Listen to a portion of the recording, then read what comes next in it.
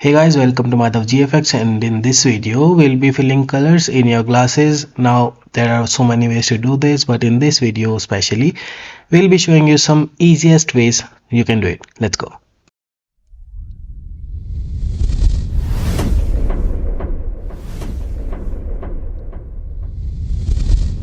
Now there are several different ways you can do this. In my case right here, what you guys usually do is you just go to the brush tool, choose a color of your choice, and put some opacity over the brush, and then make your fill your color in your without even making the selection. To be honest, you guys do that. I have seen so many people do this, and then just what they do is they just put color blending mode on the layer, and that really does not look very good. So what you have to do is first of all leave everything aside, just make a proper selection of whatever color, whatever section you want to fill with the color. Now you can go with the quick selection tool, but in my case right here I'll go also you also use this tool also, polygonal lasso, but that takes time.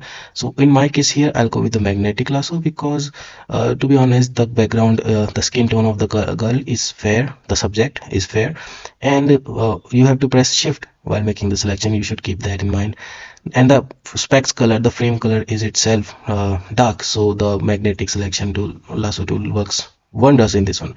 So you can define the selection, like if there is some sort of dark tone near this part, you can deselect it by pressing alt, but not really. In this case I don't think I really need to do that, so I'll press shift and add the selection to it again.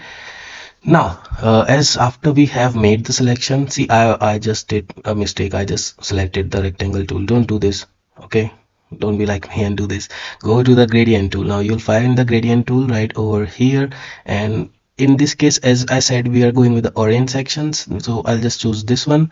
This looks nice. So you can choose a color of your own choice, but really the head of the subject is yellow and the background bars are orange, so to be honest, I'll just go with the orange color. See, this part is the thing you need to decide by yourself. Make a selection, press shift while dragging the gradient.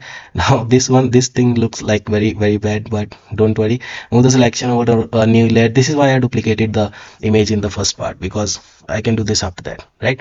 So you can go with soft light, or else you can go with like lighter color like this one, but it in the end it really depends on you. In my case, in this video, like what I am doing, I think you can try opacity, mixing some opacities. Also you can just like duplicate the layer, so do so many things.